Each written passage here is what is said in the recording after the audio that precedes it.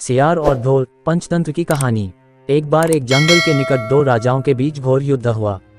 एक जीता दूसरा हारा। सेनाएं अपने नगरों को लौट गईं। बस सेना का एक ढोल पीछे रह गया। उस ढोल को बजा बजाकर सेना के साथ गए भाट व चारण रात को वीरता की कहानियां सुनाते थे। युद्ध के बाद एक दिन आंधी आई। आंधी के जोर में वह ढोल लुढ़कता पुढ़कता एक सूखे पेड़ के पास जाकर टिक गया। उस पेड़ की सूखी टहनियां ढोल से इस तरह से सट गई थीं कि तेज हवा चलते ही ढोल पर टकरा जाती थीं और धमाधम धमाधम की गुंजायमान आवाज होती। एक सियार उस क्षेत्र में घूमता था।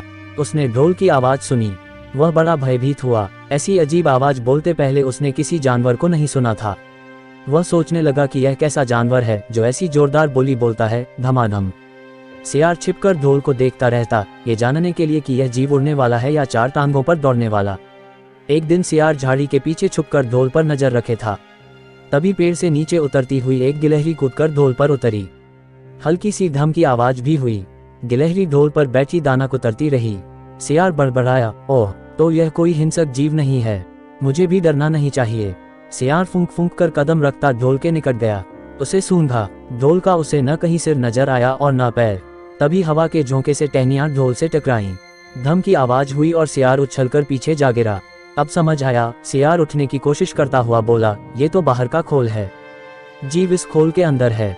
आवाज बता रही है कि जो कोई जीव इस खोल के भीतर रहता है वह मोटा ताजा होना चाहिए, चर्बी से भरा शरीर, तभी ये धम धम की जोरदार बोली बोलता है।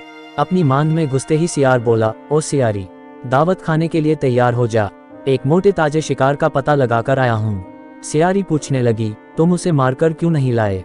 सियार ने उसे झिड़की दी, क्योंकि मैं तेरी तरह मूर्ख नहीं हूँ।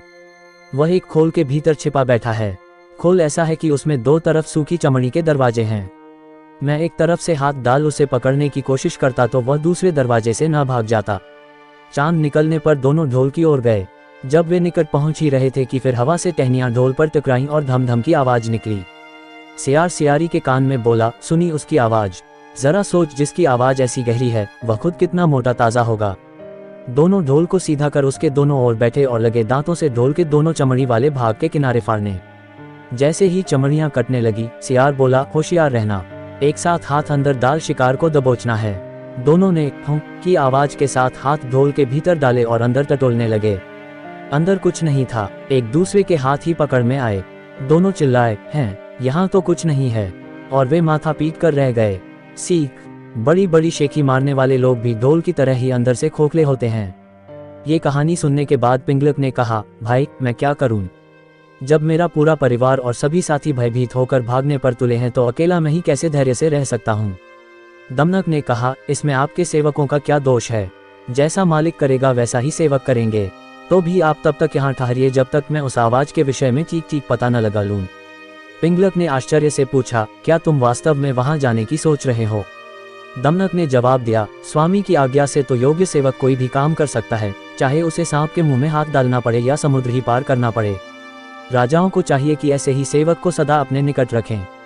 पिंगलक ने कहा, अगर ऐसी बात है तो जाओ, भद्र, तुम्हारा मार्ग मंगलमय हो। दमनक उसको प्रणाम करके आवाज की दिशा में चल पड़ा। पिंगलक को पछतावा होने लगा कि मैंने बेकार ही दमनक की बातों में आकर उसे अपने मन का भेद बता दिया। उसका क्या विश्वास, पहले मंत्री का पद छिन जाने के कारण वह खिन्न तो है ही, बदला लेने के लिए ये भी तो हो सकता है कि दमनक लालच में आकर शत्रु से मिल जाए और बाद में घात लगाकर मुझको ही मरवा दे। खैर, अब तो एक ही रास्ता है कि कहीं दूसरी जगह छिपकर दमनक के आने की राह देखी जाए। उधर दमनक खोजते खोजते संजीवक के पास पहुंचा तो उसकी खुशी का ठिकाना न रहा। जिसके डर से सिंह की जान निकल रही थी वह तो यह मामूली सा बैल है। दमनक इस स्थिति से लाभ उठाने की सोचने लगा। अब तो इस बैल से संधि या विग्रह कुछ भी करके पिंगलक को सहज ही अपने वश में किया जा सकता है। यही सोचता सोचता वह लौटकर पिंगलक के पास पहुंचा। पिंगलक उसे आते देख संभल कर बैठ गया। दमनक ने पिंगलक को प्रणाम किया।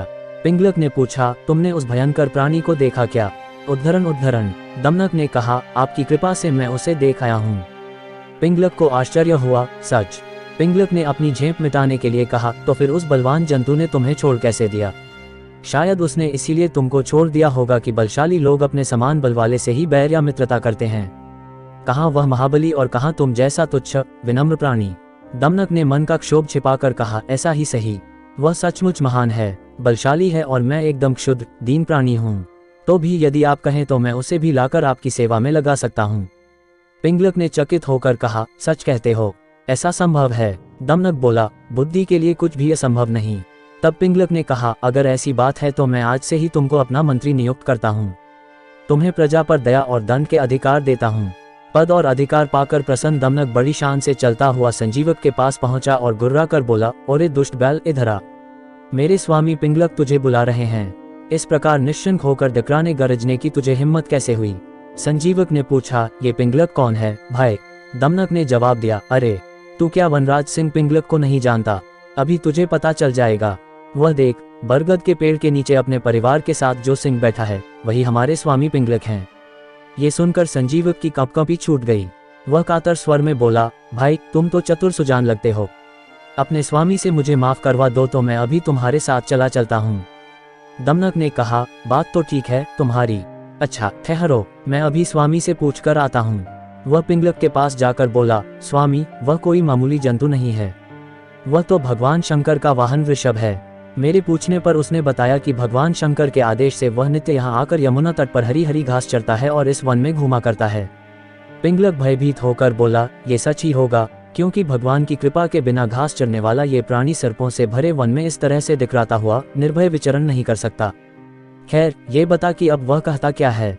दमनक बोला, मैंने उससे कह दिया है कि यह वन भगवती दुर्गा के वाहन मेरे स्वामी पिंगलक सिंह के अधिकार में है, इसलिए उनके पास चलकर भाईचारे के साथ रहते हुए इस वन में सुख से चरो। मेरी बात सुनकर उसने आपसे मित्रता की याचना की है। पिंगलक बहुत खुश हुआ। वह प्रशंसा करते हुए बोला, मंत्रीवर तुम धन्य हो। मैंने उसको अभयदान दिया, लेकिन तुम मुझे भी उससे अभयदान दिलाकर मेरे पास ले आओ। दमनक अपनी बुद्धि और भाग्य पर इतराता हुआ फिर संजीवक के पास पहुंचा। बोला, मित्र मेरे स्वामी ने तुमको अभयदान दे दिया है, अब तुम निडर होकर मेरे साथ चलो, किंतु याद रहे कि राजा का साथ और कृपा पाने के बाद भी तुम हमसे उचित व्यवहार ही करना। कहीं घमंड में आकर मनमाना आचरण न कर बैठना। मैं समयानुकूल ही शासन करूंगा। मंत्री के पद पर तुम्हारे रहने से हम दोनों को राज्य लक्ष्मी का सुख मिलेगा। जो व्यक्ति अहंकार के कारण उत्तम, मध्यम और अधम व्यक्तियों का उचित सम्मान नहीं करते, वे राजा का सम्मान पाने के बाद भी दंतिल की तरह दुख भोगते हैं। संजीवक ने पूछा, ये दंतिल कौन था?